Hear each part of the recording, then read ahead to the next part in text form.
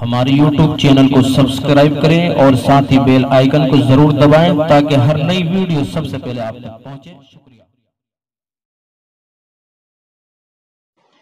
بسم اللہ الرحمن الرحیم۔ آج کا سبق ہے کہ بقرعید کے دن جناب رسول اکرم صلی اللہ علیہ وسلم کا کھانے پینے کے تعلق سے کیا معمول تھا۔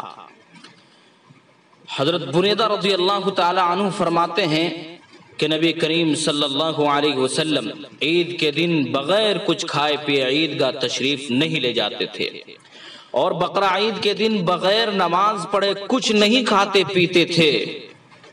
عید کے روز نماز سے پہلے کھانے پینے کا سبب ہم پہلے بیان کر چکے ہیں، اس کو دہرانے کی ضرورت نہیں ہے۔ آج ہم بات کر رہے ہیں کہ بقرعید کے دن آپ کا کیا معمول تھا کھانے پینے کے تعلق سے۔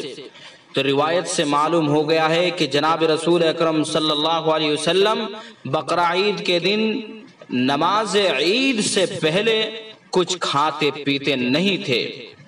بقرعید کے روز آپ غربا و مساکین کا ساتھ دینے اور ان کی دل جوئی کے لیے بقرعید کی نماز کے بعد ہی کچھ تناول فرماتے تھے، کیونکہ غربا و مساکین کو تو کچھ کھانا پینا اسی وقت نصیب ہوتا تھا جب قربانی ہو جاتی اور اس کا گوشت ان لوگوں میں تقسیم ہو جاتا، اس لیے آپ ان لوگوں کی وجہ سے خود بھی کھانے پینے میں تاخیر فرماتے تھے۔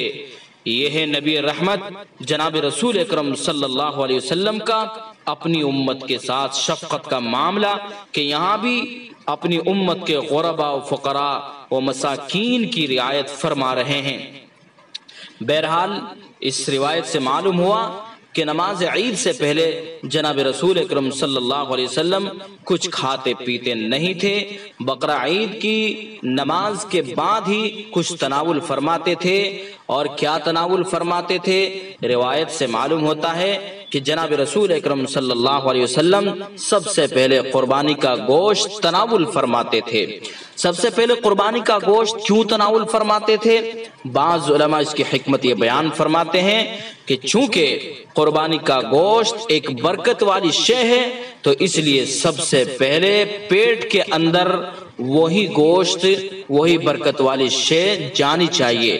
تو لہذا یہ جناب رسول اکرم صلی اللہ علیہ وسلم کا معمول تھا، ہم بھی یہ معمول بنائیں اور اتباع سنت میں ہم بھی ایسا ہی کرنے کی کوشش کریں کہ ہمارے پیٹ میں بقرعید کے دن سب سے پہلے جائے تو اپنی قربانی کا گوشت جائے۔